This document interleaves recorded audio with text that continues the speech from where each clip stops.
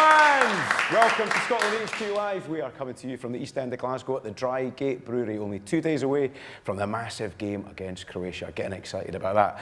Please do get in touch with us on the hashtag Scotland HQ. We'd love to hear what you're doing. If you're still recovering or just got back from Wembley, send us your pictures and all your carry on. What a show we've got lined up for you today. Let's have a look at what's happening on Scotland HQ Live. We will be hearing from Greg Hemphill at one of his many properties around the world. Lawrence Shankland, Dundee United star, will be coming on the show in just a second. He was down at Wembley. We'll be hearing all about that. We'll get him on the darts, see if he can beat the Provost of Fife and his ridiculous 96. And we will be live from the Scotland camp. Stephen O'Donnell will be joining us today. So let's get the great man on right now. He scored a screamer from the halfway line not long ago himself. Dundee United superstar, he is Lawrence Shankland. There he is. All right, mate. Hello, mate. Thank you, mate. How's it going? You all right? Good, mate. Aye, cheers. Thanks for coming in. Listen, how are you feeling? Good. Feel good. Honestly? Feel really good. Been in makeup for about an hour, getting sorted out after Wembley. How was it? How was the trip? That was good. It was good, obviously, be down there and get a bit of the atmosphere during the day and obviously to see the game. Who did you go with? I went down with my old man. Aye. Kind of made Father's Day easy for me when I got tickets, so just dragged him along with me, but he enjoyed it as well. It's a great thing following Scotland with your family as well, isn't it? Like getting down to London. Did you manage to keep a lid on it, and did he behave himself? He did. He's no too mad, my dad, to be fair. He's quite quiet, so good. It was a civilised weekend, but there was a lot of chaos going on round about us, so we just observed that and then disappeared. Yeah, listen, you had decent seats at the game. I think I saw you down in amongst the family and all that. The Gilmore clan were around you with the names on the back of the strips. What did you think of the game? Boys were excellent. Obviously, a big performance because they needed a result and take a point away from Wembley. There's not many people that do that, so sets up a big tie on Tuesday. They looked properly focused on it, didn't they? You see Andy Robertson walking out the tunnel. You know, they meant business, and I think physically they matched them pretty well, didn't they? That was it, aye. I think everything they done was bang on. The shape never really budged the full night. They just always kept in a really good shape and they could build for that, and in possession as well they were really good and created a lot, so they probably could have nicked it as well. It was great to see Billy play that first game for Scotland, and he just looked so composed on the ball. I mean, you've trained with him. What's it like being in training with him? Is he like that all the time? I missed him in the camps. He's been in, I've not been called up, so but I've obviously seen a lot on TV, and it was good to see him in the flesh. And it was actually good. Him and Mason Mount had a good battle in the first half. It was good to see, and he played excellent, and obviously getting man of the match on his debut as well, so it was great. Going back to that first game against the Czech Republic, when Patrick Schick had that shot from the halfway line, was his better than yours, or was yours better than his? I'll back myself, but it's obviously the guy had a great strike, and it's a pretty spontaneous thing. It doesn't happen very often when you have a fault like that, but he's obviously clocked Marsh off his line and had a go, and it was a really good strike and really good goal. Question for you on that, on the one you scored. If there'd been fans in the ground, do you think you'd have still done it? I'm not sure. I was in a mood with somebody. Somebody did a goal at me just before it, and I hadn't had a shot all night. I just decided next time I get the ball I'm shooting, and it dropped to me 50 yards out. I thought I'll just have a go, but thankfully enough it went in. But by the time I'd stopped running, I was in the dugout, so the manager would have probably told me just sit down if it had never went in. Exactly. Listen, Croatia, Tuesday night, massive game. Do you think we'll keep the same starting lineup? More than likely, I think. After the performance all night, there wasn't much that needed to be changed, I don't think. And the team looked comfortable, so I think you probably will go with that. Where are you watching it? What's the plan? I'm going to go. I've got tickets for that as well. So. So you've got a man, haven't you, that's getting the tickets? I know, aye. You're the man, you know. We've got sorted out by Frank at SFA, so it was good. And I'm looking forward to getting the game Tuesday. So.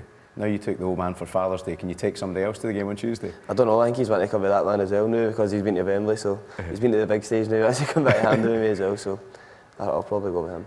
We need to get a goal, don't we, on Tuesday? That's the thing, you know, we have to go out and win it. You know, Shea Adams has been strong since he played for us. He looks physical, doesn't he? Do you reckon he's the one that could nick a goal for us? It could be, aye. I thought him and Dykes were excellent all night. They put in some shift. Maybe people that don't watch football as close as we do, they realise how much pressing they've done for the front. Both of them were really good, and in possession they held up the ball. So hopefully they can get the chance and they can put it away. The other night it just never seemed to break in their favour. Dykes obviously the one headed away by Reece James, and there was one that dropped for Shea Adams just behind John Stones, and he had to try and shift it to hit it, then he just fall good for him. So hopefully one falls and they can put it away. Listen, back to Dundee United, pre-season, Does it get any easier? Like, what, you're 25 now? 25, Do you still have the fear about getting back in? You still get that nervous, sick feeling at the start of the run and you're standing on that line with everybody. Yeah. You know you've done all your training when you've been off, but it never gets any easier. I still feel that sick way. Were you sensible with your eating at Wembley over the weekend? Or were you Aye. kebabs all weekend? You had to be.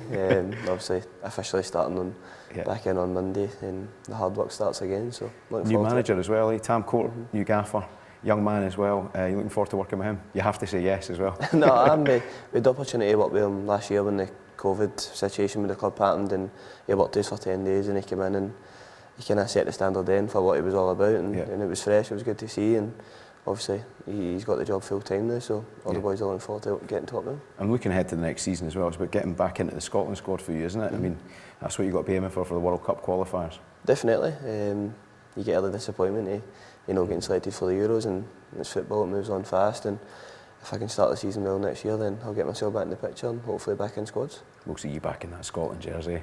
See Hope you so. back in. Good man. So. Right, I need a massive favour from you, right? Because the father-in-law's still on 96 at the darts.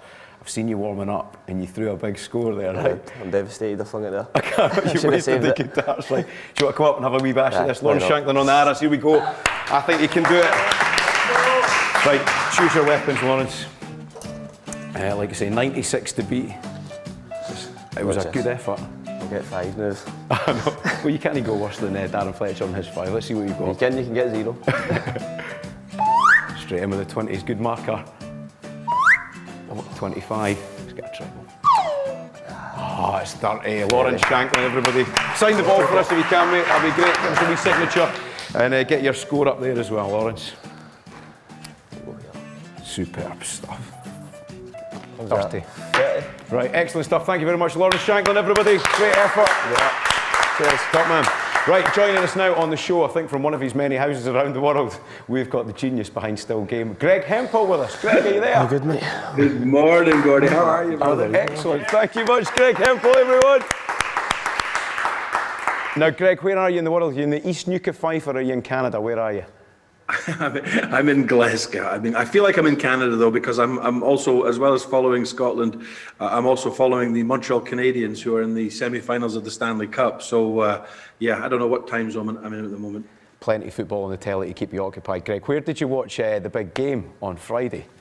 I watched it in my house. Yes. And I was extremely nervous, as was my wife. And we had 2 friends up, and one of them had to go out after about 20 minutes because she thought she was going to be ill.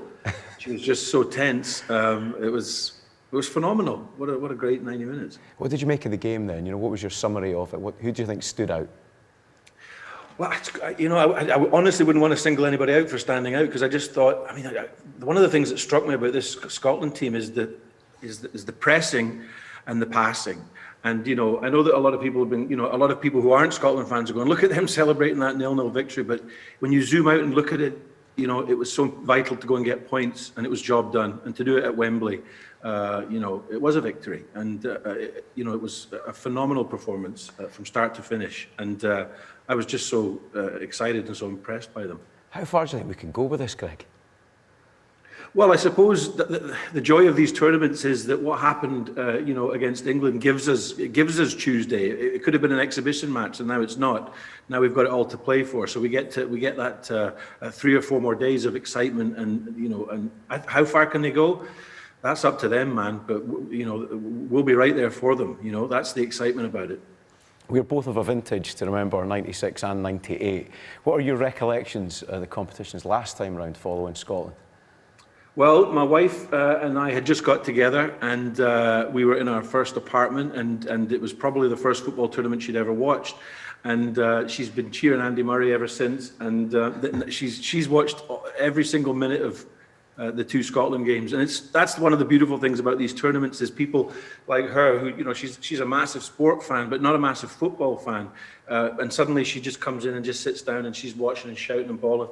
And I think that's the excitement of these tournaments. My recollections of those tournaments, heartbreak. And I remember Craig Burley's haircut, and then, the game against Morocco. And when I saw him in an interview the other week, he was just so funny and so charming, those were tough tournaments, and it's so good to be back at them. How do you think the atmosphere would be in the Klansmen on Tuesday night against Croatia? It'd be a special night, wouldn't it? I think all 4 of them would have matched would have matched the Hampden roar, I think. Yeah. Listen, how do you think we'll do against Croatia on Tuesday night? Do you think it'll be a nervy affair? But from what I can see, they look like such a composed and confident team. They'll cope no problem with the nerves. I think that's 100%. I think it's the fans that'll be nervous. You know, they just look so composed and such a great unit that Steve Clarke's built. You know, I think that they'll. It's one of the most skillful Scotland teams I've ever seen, and that thrills me. You know, I think they're going to. I think they've got every chance, absolutely every chance. A real self-belief I see. It's going to be for us. It's going to be nail-biting. But they look cool customers. You know. Will you be in Glasgow for the game on Tuesday night, Greg? Are you going to be in town, or are you going to go? Yeah, I'm a superstitious guy. So when my two friends were leaving on after the England game, I said to them, "We're watching the game on Tuesday together. So whatever you're doing, you need to change your plans." Yeah, I'll tell you what, Lawrence Shankland sounds like the man with tickets, so if you want to tap somebody up, he could be the boy to get you in. Well, I'm 51, Gordy, so I'm vulnerable, so I'm going to be... I'm going to be watching it from my house. Listen, Greg, what are you up to at the moment? Are you writing at the moment? What are you doing? Yeah, I mean, I've sort of haven't really stopped writing since Still Game finished, you know. Myself and Ford have a couple of things that we're developing. We brought out a whiskey a little while ago. But I guess one of the strange things that people don't know about TV is it takes about 4 or 5 years to develop a show. So I'm in that phase at the minute of sort of throwing coins down the well and listening for the splash. You know, basically, which is probably the same as the Scotland squad. You know, it takes about 4 years to develop to get ready for a major tournament. Everyone keeps telling me in Fife, they're like, "Oh, Greg Hemphill, he lives in Fife now. He lives in Fife." I think it's out in Ely. Phil Dupitis is there as well. Is that somewhere you go because it gives you a bit of peace and quiet to write? I've been sort of living there on and off for the last 5 years, and we plan to move through there in a couple of years' time, full time. And it's funny, I met Phil Dupitis at a gas station, and I was filling up a gas station. You can tell I'm Canadian. I was filling up my car, and I looked up and I was like, "All right, Phil, how you doing?" And he kind of just looked at me, just like, "Hey, how are you, man?" He lives over there, and a lovely fellow. We've been for a walk on the beach and a catch up. It's a beautiful part of the world. Greg, we've been hearing that the lads get their coffee in the morning at the team camp and they watch a little bit of this show. So if you don't mind, can I ask you just to give them a little bit of a motivational speech for the game against Croatia on Tuesday, just off the top of your head? Top of my head, it would be, enjoy Tuesday, give it your all. You've got yourselves where you are, you've done it all, and we're just supporting you and we're behind you every way. We're so excited for you. We're thrilled. You forgot the free tickets for any future shows part as well. You've got to offer them that. Greg, listen, are you okay to stick around for 2 minutes? Because we're going to get one of the players on with us, if that's all right. I would love to. Because I'd love you to chuck a couple of questions his way. He was one of the star men for me at Wembley. An incredible performance. Ladies and gentlemen, please welcome Stephen O'Donnell. Here he is. Hi guys, how are you? How you doing, Sod? You all right? I'm all right, yourself? I'm world class, thank you very much. Just laughing this morning when I came in, there's a picture of you here.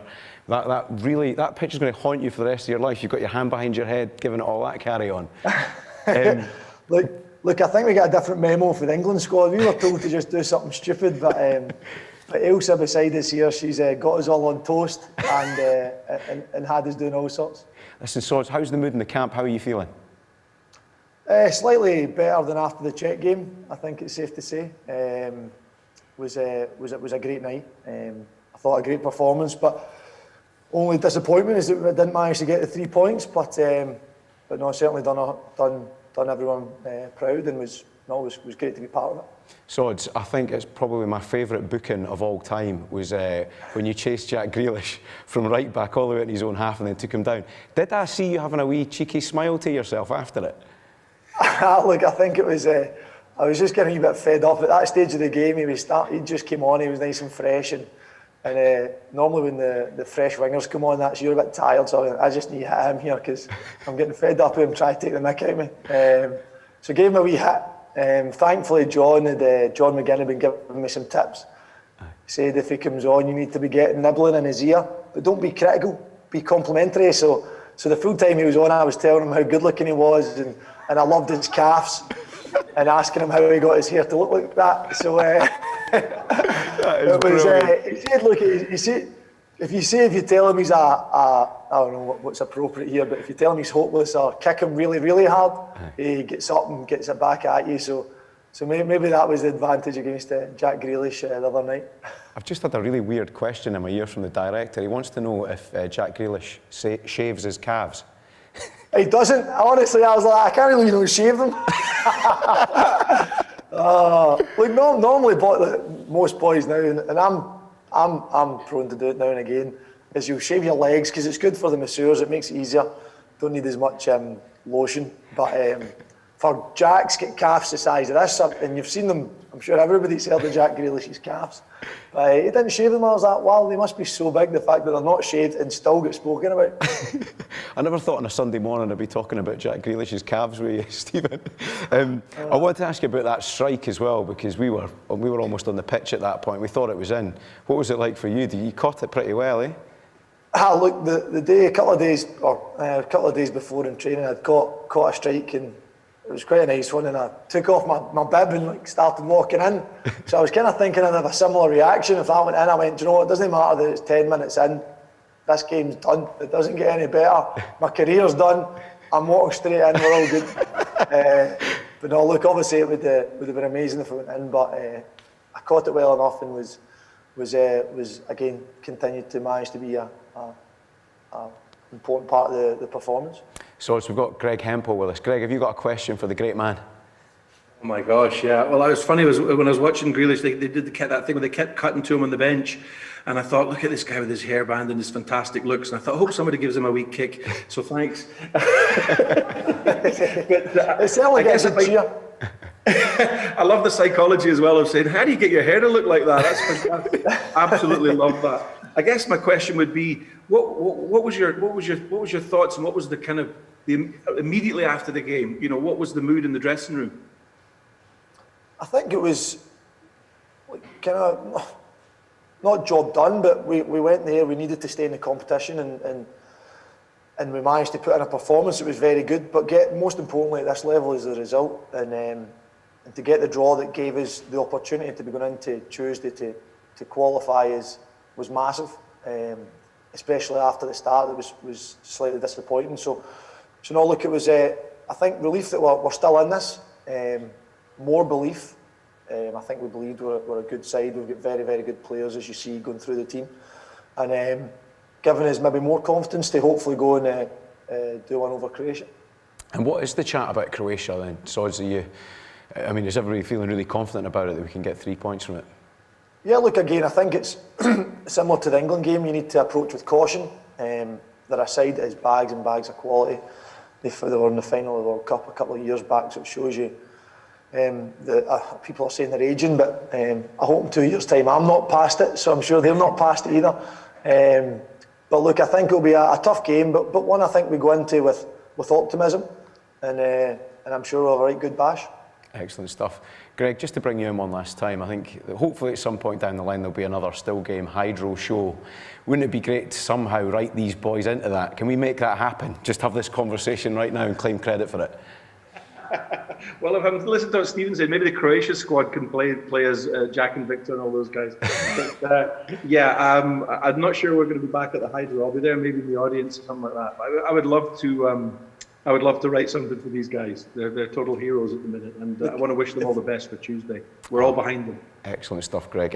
If you want to get someone walking in with their calves out, I'm happy to be your man. Shiny calves, Sods, shiny calves. And we should also say that John McGinn's really the one that we would put forward for a role in Still Game, Sods, eh? I mean, has he been behaving himself this weekend? Look, he's the occasional top off watching people putting on the 18th green, but he's been in great form. I think John's one of the characters you just need to appreciate. He keeps everybody on their toes. There was the wee scare at the start of the trip with the COVID sixes we get called, so we were kind of holding ourselves. We were left behind in Spain, and he was one of them, and thank God, because they made the 3-4 days go in really quick. He's full of stories, full of nonsense, and a great guy to have about the place. Quite good at football as well. He's not too bad at that either. Yeah, he's not bad. He's not bad. Sods, I believe you might have brought something for us today that we're going to give away for the SFA, Scottish FA charities. What have you got with you? Well, I've got my entrusted Casio, right? This goes way back. This goes back to when my first squad, and we were told to watch our watches in Peru, and I've looked down and went, oh Jesus, I don't want this getting stolen. to which 2 or 3 boys turned around thinking, what's this guy from Kilmarnock got on his wrist?